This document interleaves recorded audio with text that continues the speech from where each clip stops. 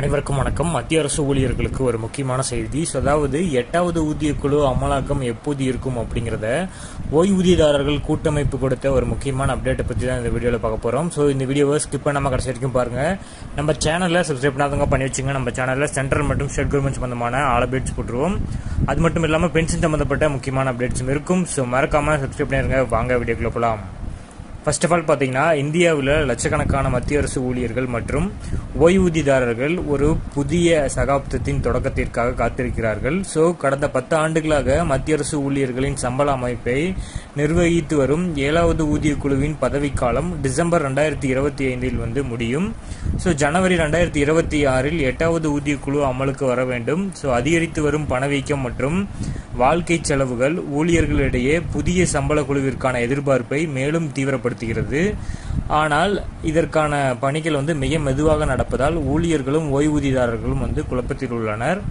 இது தொடர்பாக ஒரு பெரிய முன்னேற்றமாக பாரத் ஓய்வூதியதாரர்கள் சமாஜ் அதாவது பிபிஎஸ் 8வது ஊதிய குழுவின் அமலாக்கம் குறித்து விரைவாக நடவடிக்கை எடுக்க கோரி நிதியமைச்சர் மற்றும் பணியாளர் மற்றும் பயிற்சித்துறை செயலாளருக்கு கடிதத்தை எழுதியிருக்காங்க. ஸோ ஓய்வூதியதாரர்கள் மற்றும் மூத்த குடிமக்களை பிரதிநிதிப்படுத்தும் மிக பழமையான மற்றும் மிகப்பெரிய கூட்டமைப்புகளில் ஒன்றான பாரத் ஓய்வூதியர்கள் சமாஜ் இந்த கடிதத்தில் 8வது சிபிசியின் தலைவர் மற்றும் உறுப்பினர்களை உடனடியாக நியமிக்கவும் அனைவருக்கும் விதிமுறைகளை விரைவில் இறுதிப்படுத்தவும் வேண்டுகோள் விடுத்துள்ளதாக சொல்லியிருக்காங்க. ஸோ 8வது சம்பள குழு ஏப்ரல் 2026 முதல் நடைமுறைக்கு வருவதற்கான வாய்ப்புகள் இருப்பதாக சிலரும், ஜனவரி 2027 தான் இது அமலுக்கு வரும் என சிலரும் கூறிட்டு வராங்க. எனினும் இது எப்போது அமலுக்கு வந்தாலும் ஜனவரி 2026 முதலான அரியர் தொகை ஊழியர்கள் மற்றும் ஓய்வூதியதாரர்களுக்கு கிடைக்கும். ஸோ ஊதிய குழுவை உருவாக்குவது என்பது நிதி திட்டமிடல், பட்ஜெட் ஒதுக்கீடு மற்றும் மாநில அரசுகளுடன் ஒருங்கிணைப்பு ஆகியவற்றை உள்ளடக்கிய ஒரு சிக்கலான செயல்முறையாகும். பல மாநிலங்கள் மத்திய அந்த பரிந்துரைகளை ஏற்றுக்கொள்வதால் இந்த செயல்முறை மத்திய அரசுக்கு மட்டுமல்ல மாநில அரசுகளுக்கும் இது ஒரு முக்கியமானது. ஸோ 8வது ஊதியக்குழுவில் பிட்மன் ஃபேக்டர் 2.28 முதல் 2.86 வரை இருக்கும் என எதிர்பார்க்கப்படுகிறது.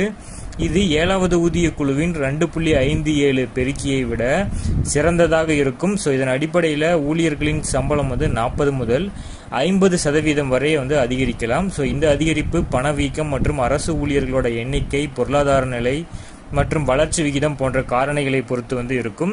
தற்போதைய பொருளாதார நிலைமைகளில் ஊழியர்கள் அதிகரித்து வரும் பணவீக்கத்தை சமாளிக்க கடந்த பிட்மன் ஃபேக்டரை விட அதிக பெருக்கி அவசியம் என்று நிபுணர்கள் கூறியிருக்காங்க.